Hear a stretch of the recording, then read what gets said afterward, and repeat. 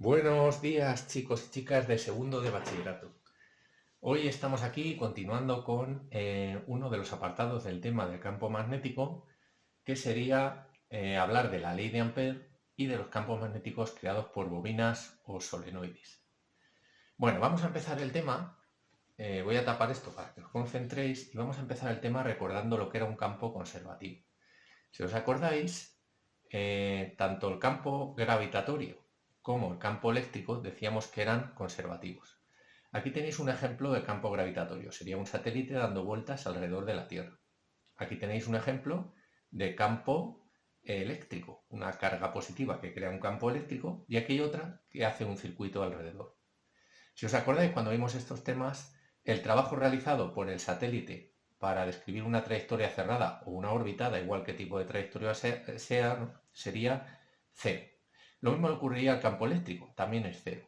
Cuando el trabajo realizado para mover una masa o una carga de un punto a otro no depende de la trayectoria, o lo que es lo mismo, el trabajo a lo largo de una línea cerrada es cero, hablamos de campos conservativos. Acordaros que tanto en el campo gravitatorio como en el campo eléctrico había una magnitud que era el potencial, que dependía solo de la distancia a ese punto.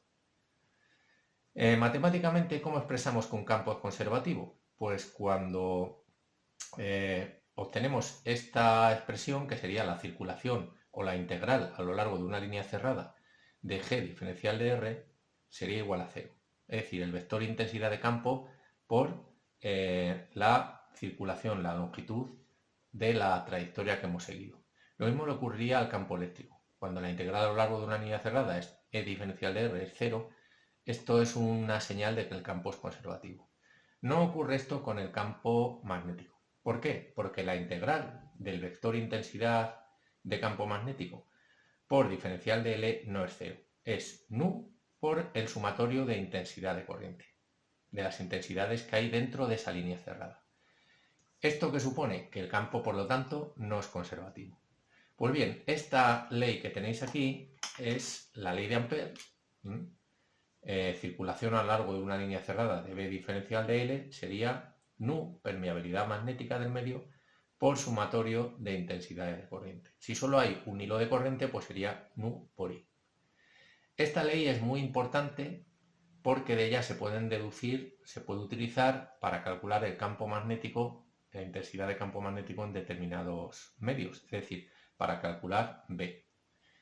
Nosotros no vamos a ver nada más que dos casos, uno ya lo habéis visto y el otro lo vais a ver ahora. Vamos a hacer primero cómo podemos usar esta ley, la ley de Ampère, para calcular la intensidad de campo magnético en un hilo recto. Bien, aquí tenemos un hilo de corriente, veis aquí, de intensidad de corriente, y ya hemos visto que en el apartado anterior crearía un campo magnético en un plano perpendicular al del hilo de corriente, al del cable, y que seguiría la regla del sacacorchos, es decir, aquí seguiría tangente a la trayectoria en este punto. Aquí tenéis representado dos vectores, dos puntos con la intensidad de campo B. Vamos a usar la ley de Ampère, que es esta que hemos visto, para calcular la intensidad de corriente. Pues bien, tenemos que aquí que la integral a lo largo de una línea cerrada de B diferencial de L es nu sub 0 I. Solo tenemos un hilo de corriente, pues I. Nu sub 0 es la permeabilidad en el vacío, porque en este caso ponemos el cable en el vacío. Bien, como la B es constante, la sacamos fuera de la integral, y la integral a lo largo de una trayectoria cerrada diferencial de L, como es una circunferencia, sería 2πr. Con lo cual tenemos aquí, despejando, que B es igual a nu sub 0I partido por 2πr. ¿Os acordáis que esta era la ley de Biot y Savart? Hemos deducido esta ley gracias a la ley de Ampère. Esta es una aplicación que vamos a ver de la ley de Ampère. Bien, otra aplicación que vamos a ver de la ley de Ampère es el cálculo de la intensidad de campo magnético en una bobina o solenoide. Solenoide y bobina son términos parecidos.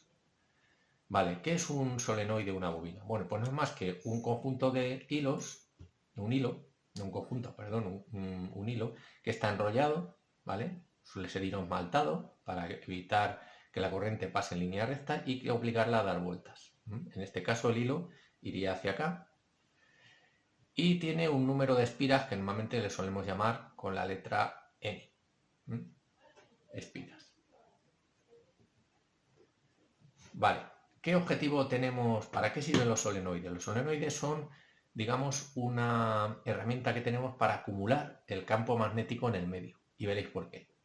Voy a aplicar aquí la ley de Ampère en un solenoide. Para eso nos vamos a fijar, tenemos en 3 dimensiones, fijaros este sería el solenoide y fijaros que sería el convenio que hemos seguido de dentro y fuera, cuando tenemos un puntito sería hacia afuera, hacia arriba, cuando tenemos una cruz hacia adentro. Ahora aquí lo que está representado por puntitos y por cruces no es el campo magnético, es el cable, la intensidad de corriente. Haría así, es decir, saldría de arriba y llegaría abajo. Saldría de arriba y llegaría abajo. No sé si lo estáis entendiendo, ¿vale? Y daría vueltas en este sentido. Y aquí está representado una sección, digamos, desde arriba de la bobina o el solenoide. Vale, ¿qué es lo que ocurre? Pues si aplicamos aquí la ley de Ampère, vamos a aplicarla en esta línea cerrada ABCD. Esto es una línea cerrada y aquí la aplicamos. La integral a lo largo de una línea cerrada la descomponemos en 4 segmentos. El segmento AB, que tenéis aquí, el segmento BC, que tenéis aquí, el segmento CD, que tenéis aquí, y el segmento DA. Con esto hemos hecho la circulación a lo largo de una línea cerrada. Si os acordáis, la ley de Ampère es la trayectoria a lo largo de una línea cerrada sería nu sub 0 por el sumatorio de intensidades. Vale. A lo largo de esta línea, tanto la AB como la DC y como la AD, como no hay intensidades de corriente, pues anularíamos estos 3 términos, ¿vale? Y nos quedaríamos solo con este. ¿Cuántas intensidades de corriente hay aquí? Pues el número de espiras, N, por la intensidad que lleva la espira. Muy bien, como B es constante, como antes lo sacamos fuera de la integral y la integral a lo largo de una línea cerrada sería, en este caso, la longitud de la espira L, de la bobina L. Con lo cual tendríamos aquí esta expresión. Esto, la integral a lo largo de línea cerrada diferencial de L sería L y despejando B sería igual a nu N por I partido por L. ¿Qué es cada cosa de este término? Pues nu es la permeabilidad magnética del medio, N es el número de espiras y L la longitud de la bobina, es decir, el trozo de bobina o solenoide que estamos utilizando. También se suele usar el número de espiras por unidad de longitud.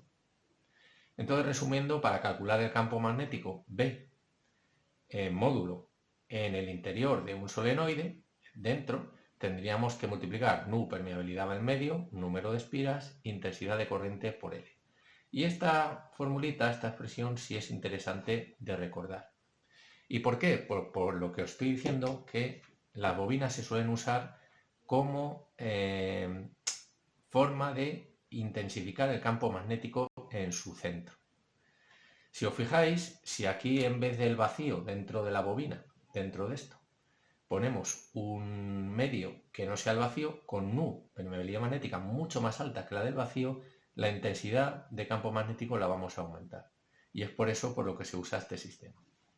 Si os acordáis del electroimán, tendríamos una bobina con dentro un núcleo de hierro que lo que hace es precisamente intensificar esta permeabilidad magnética.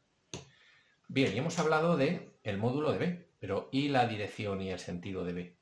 Bueno, pues la dirección y el sentido seguiríamos la regla del tornillo o del sacacorchos o de la botella, como nosotros queramos. Fijaros, aquí tengo una botella. Cuando yo giro en este sentido el tapón, así, el tapón, pues lo voy a abrir. Y cuando lo giro en sentido contrario, es decir, así, el tapón lo apretaría.